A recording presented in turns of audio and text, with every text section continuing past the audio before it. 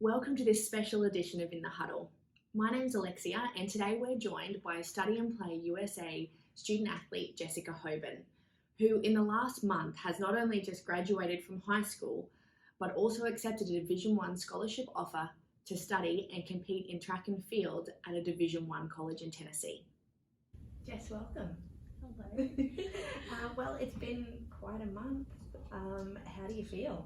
I'm pretty excited, not gonna lie.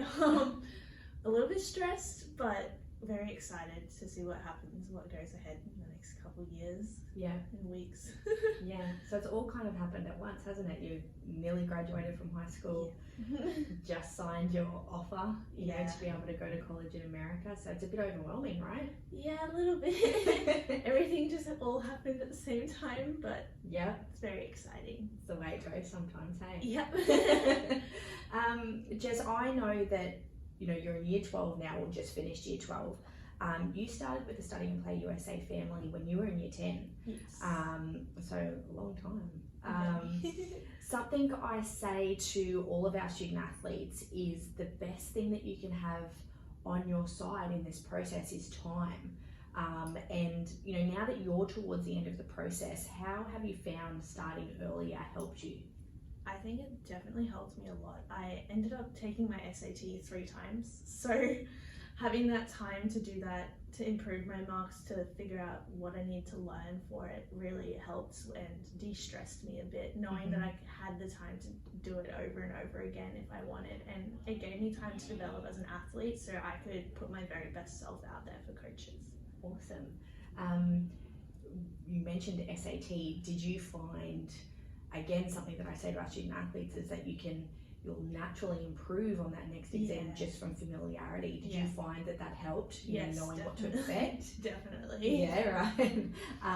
Okay, now I've got to say that from year 10 through to now, you have been one of our greatest examples of how to maximize the process. So, for the listeners, this is the part where you should get out your pens and paper and take notes from Jess, because I want to highlight what you've been able to achieve over the years in our program. Firstly, let's talk about balance.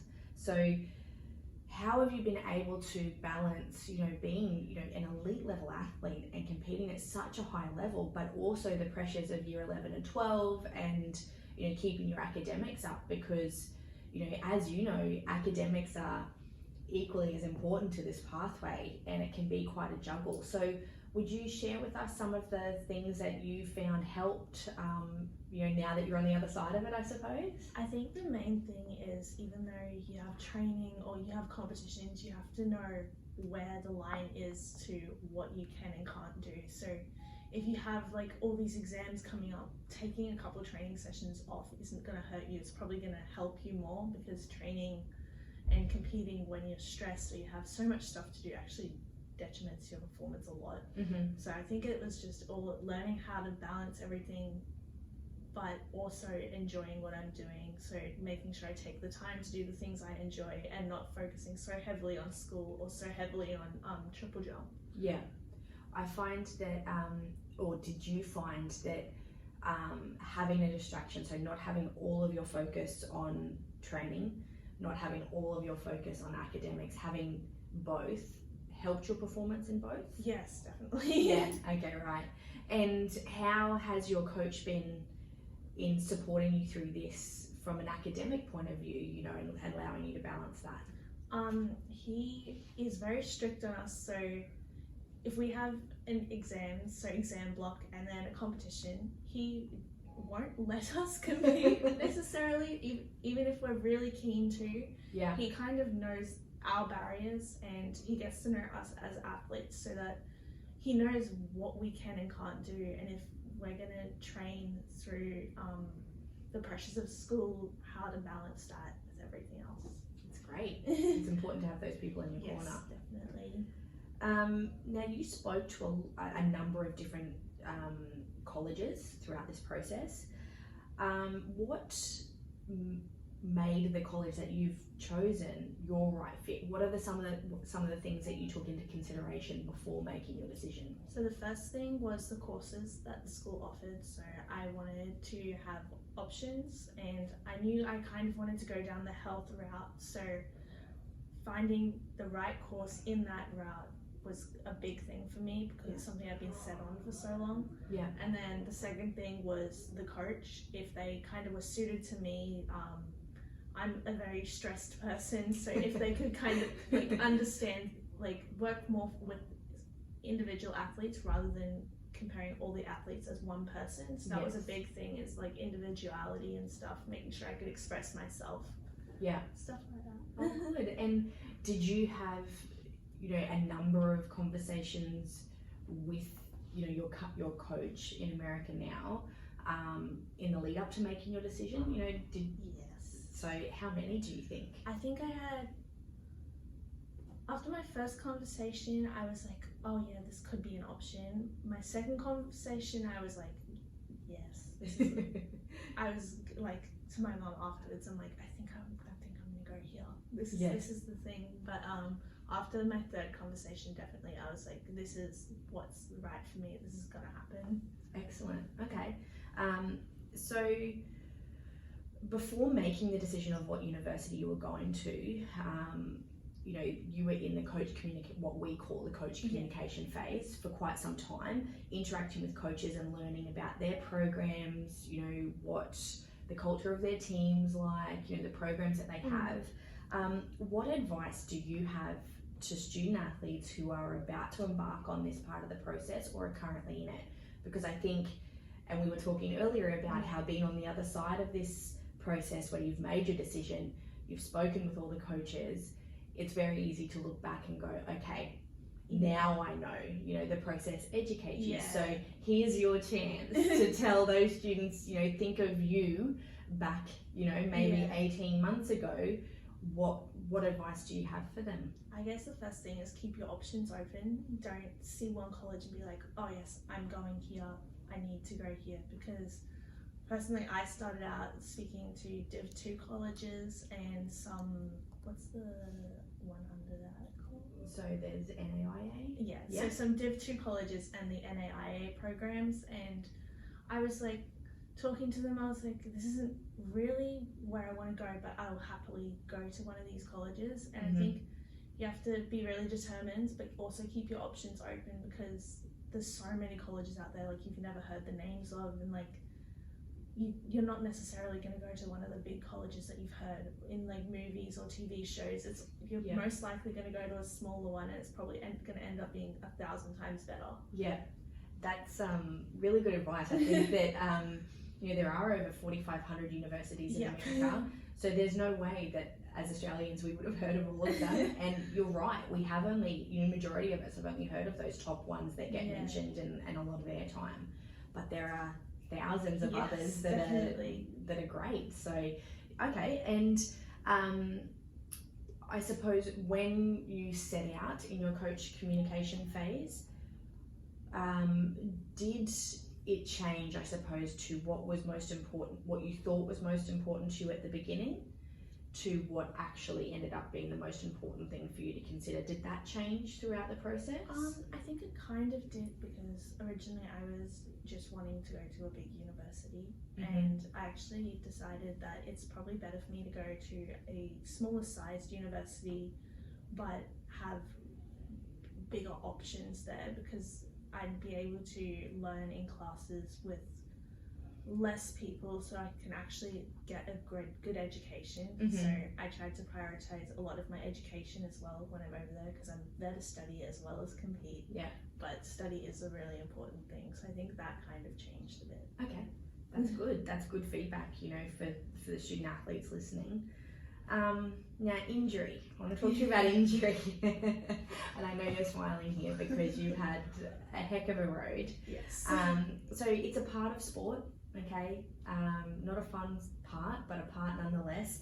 And there's never a good time to have an injury. No.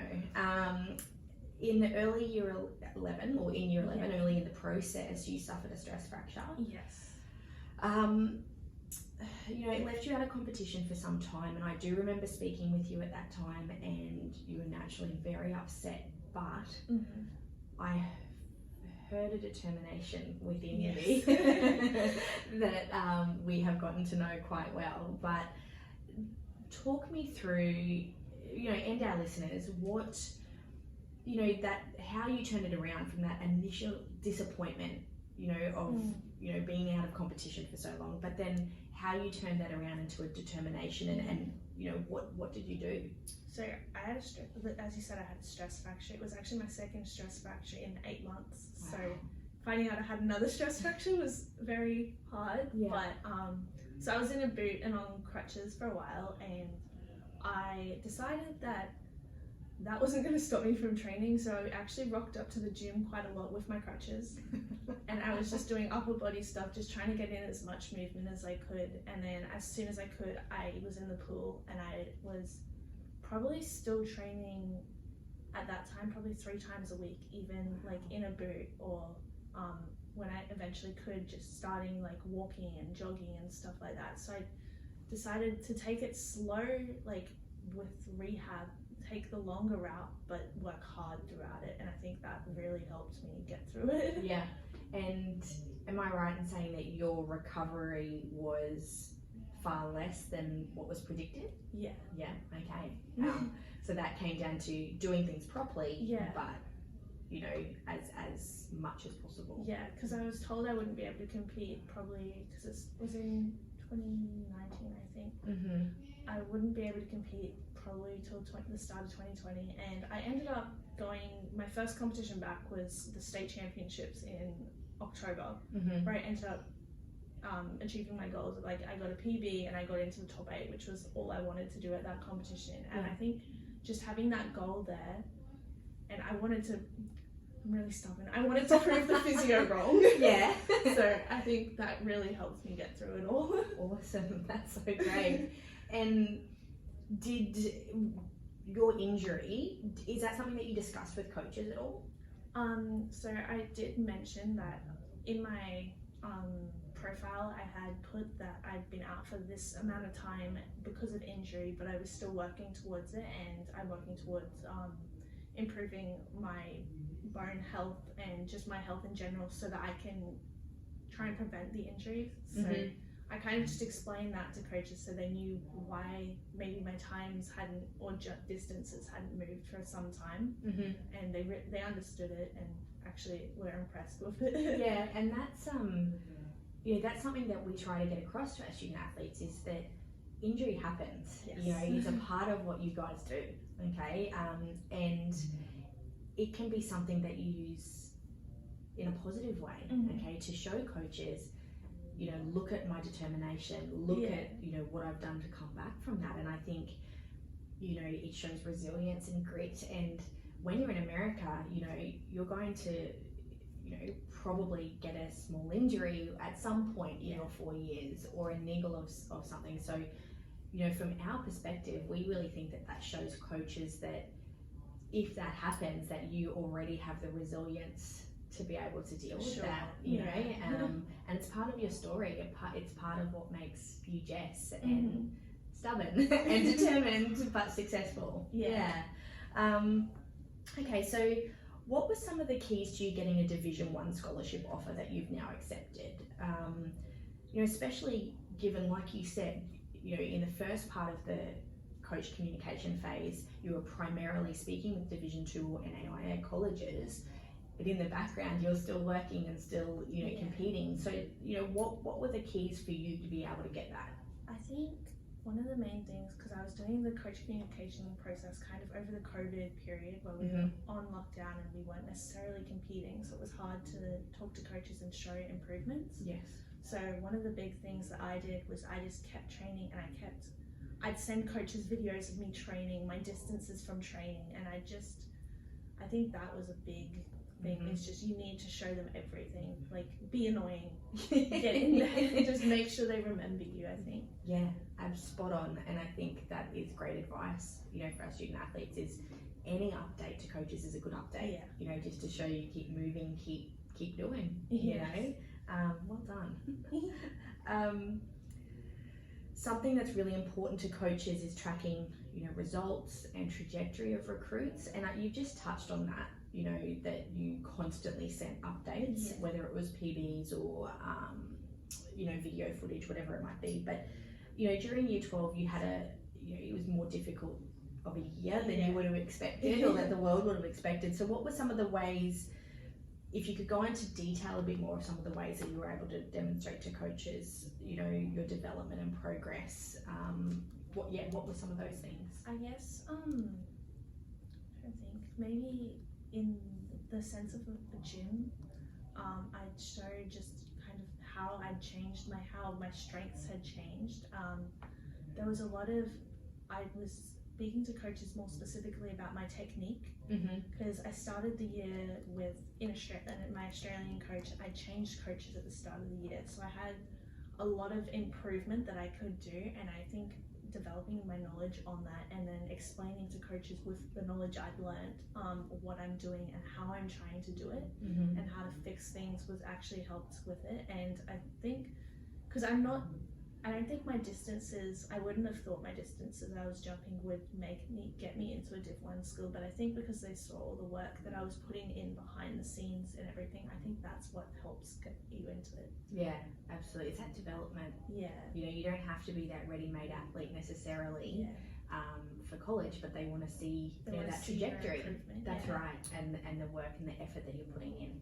It's not long now until you get to start your US college journey, so you'll be going maybe in two months. Yeah. Wow. Fun piece. Tell me, what are some of the things from home that you're going to be taking with you? A Vegemite. Excellent. Force it on your roommates to try it. They're going to have to be forced. It's going to be Australia Day when I'm over there, so. Oh wow. Yes. Taking an Australian flag because my coach really wanted one. Oh really? Yes. Okay. And then obviously like Tim Tams and everything, just the necessities. The necessities. I understand. Excellent. And a lot of jumpers. Okay. You might have to buy some. We're not really used to having them here. Yes. Great. Well, Jess, honestly, it has been such a pleasure working with you and your family over the last 2 and a bit years. We are so excited for you. You have earned every last bit of your opportunity. Thank you. We know that you're going to take it with both hands and give it everything that you've got. And we just can't wait to see what the next 4 years bring for you. Thank you. So thank you for joining us on In the Huddle today. Thanks. And we will be sure to keep all of our listeners posted on your progress. Awesome. Thank you for having me.